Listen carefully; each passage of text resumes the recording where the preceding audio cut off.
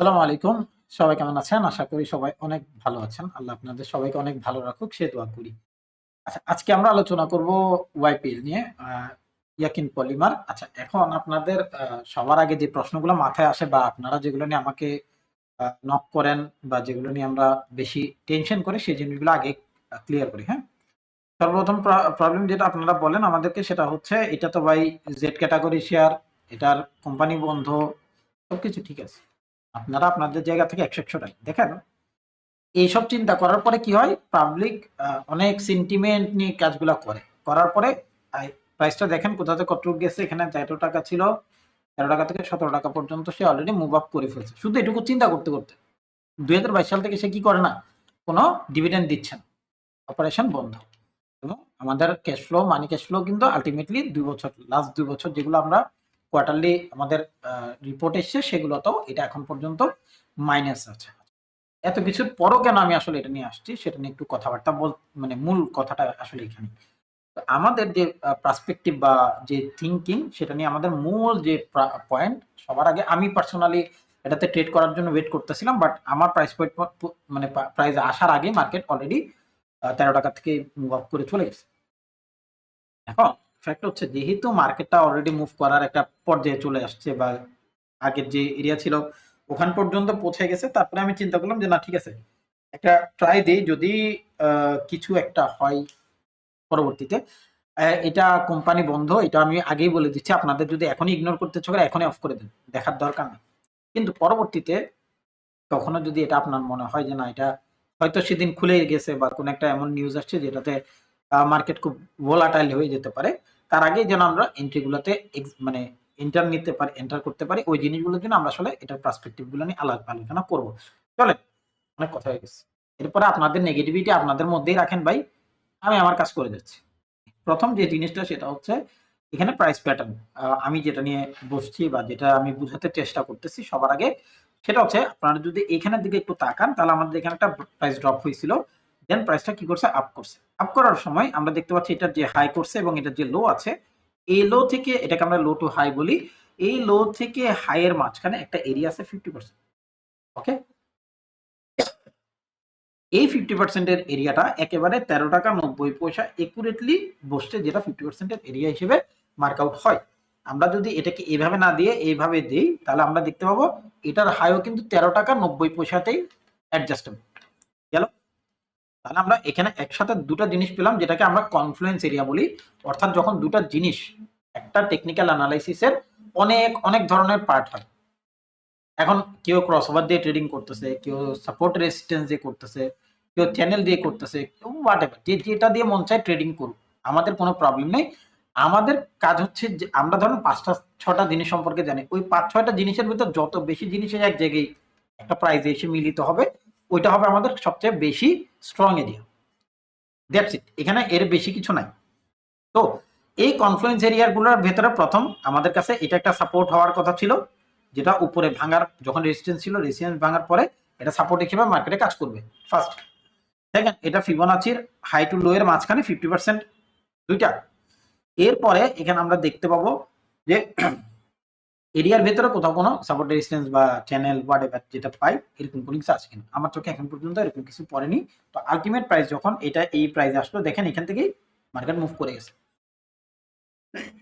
এখন আপনি বলতেন মার্কেট কোম্পানি বন্ধ, এই সে বক্কর চক্কর সবকিছুর পরেও মার্কেট মুভ করে গেছে। এখন আমাদের আসলে মূল ব্যাপারটা কি, আমাদের মূল ব্যাপারটা হচ্ছে আমরা যখন কোনো একটা ট্রেডিং সিস্টেম নিয়ে ট্রেড করব বা কাজ করব, আমাদেরকে ওইটা নিয়ে স্টেডি হইতে হবে। স্টেডি কি, অ্যাটলিস্ট ৬ মাস ওই একই সিস্টেমে ট্রেড করতে হবে। ওটার ভুল শুদ্ধ যাই আছে সবকিছুকে আমরা আগে কি করব, নিজের দায়রাতে আনবো যে আমি আসলে বুঝতেছি কিনা। আমাদের প্রবলেম হচ্ছে ভাই, যেটা আমাদের কাজ করে না মনে করি এটাই ভুল, একেবারেই না। আমি আমার সিস্টেমে ৪ বছর ধরে কাজ করতেছি, এটা আমার জন্য কাজ করতেছে, আপনার জন্য নাও করতে পারে।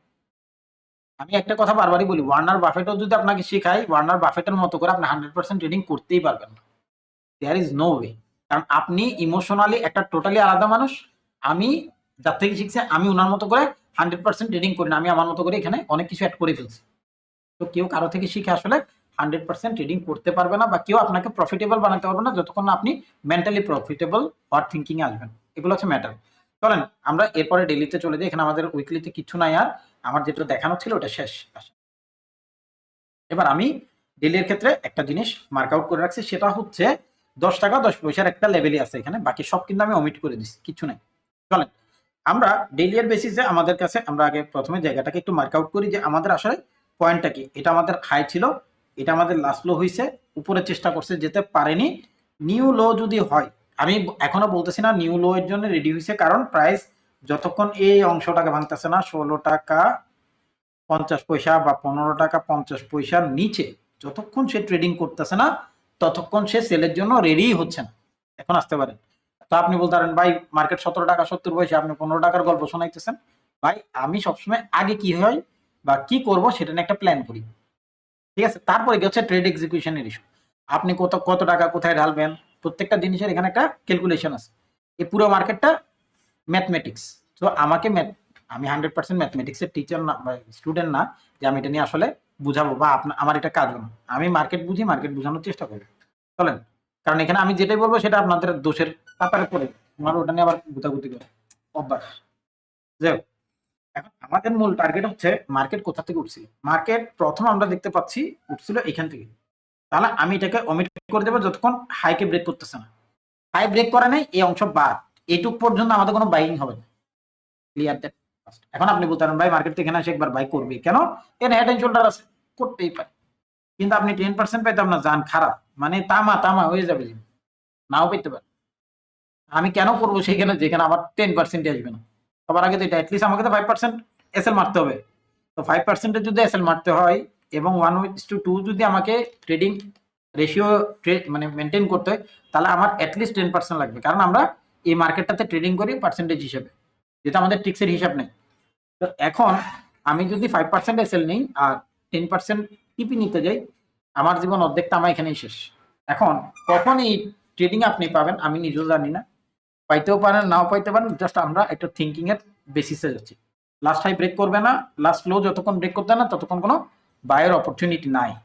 এরপর এরপর কি, এরপর হচ্ছে এই অংশ, এটা ব্রেকিং ছিল, এখান থেকে মার্কেট উঠার দরকার ছিল, উঠে গেছে। এরপরের প্রাইস পয়েন্ট হবে এখানে। চলেন এবার ওটা নিয়ে একটু গুতাগুতি করি। ফার্স্ট আমি লাস্ট লো এটাকে মেজারমেন্ট করব, হাই এটাকে মেজারমেন্ট করব, এটাকে ধরে আমরা আগাবো, ঠিক আছে? এত একুরেট করার দরকার নেই, আপাতত বোঝানোর জন্য এটুকুই রাখলাম। হ্যাঁ, তো আমরা দেখতে পাচ্ছি 61 এর লেভেল সে ওমিট করে মানে মিটিগেট করে দিছে। তারপরে রয়ে গেছে 78 এর লেভেল। তো 78 এর লেভেলের দিকে যদি তাকাই তাহলে আমরা দেখতে পাবো এখানে আমাদের কাছে একটা পয়েন্ট আছে, যে পয়েন্টটা বারবারই কাজ করে গেছে, সেটা হচ্ছে 11 টাকা 50 পয়সা। তো আমি আমার ট্রেডিং স্টাইলের হিসাব করলে আমরা প্রথমে 11 টাকা 50 পয়সার লেভেল পর্যন্ত মিনিমাম ড্রপ লিখে রাখবো, যে মিনিমাম ড্রপ হইতে হবে 11 টাকা 50 পয়সা, এর নিচে আসার পরে চেঞ্জ পাবো। আদারওয়াইজ প্রাইস যখন 11 টাকা 50 পয়সার নিচে নামবে, তারপরে যদি সে ডাব্লিউ প্যাটার্ন করে, ভলিউম করে, ক্যান্ডেলস্টিক্স প্যাটার্ন করে, ক্যান্ডেলস্টিক্স প্যাটার্নের ভিতরে সবচেয়ে বেটার প্যাটার্ন হচ্ছে কোনটা জানি, কি জানি বলে এটা, আচ্ছা মর্নিং স্টার। তো মর্নিং স্টার করে, আপনারা যদি মর্নিং স্টার সম্পর্কে না জানেন অবশ্যই দেখে নেবেন। তারপর মারাবোজো টাইপ ক্যান্ডেল আছে, এই যে ইয়াগুলা, হ্যাঁ।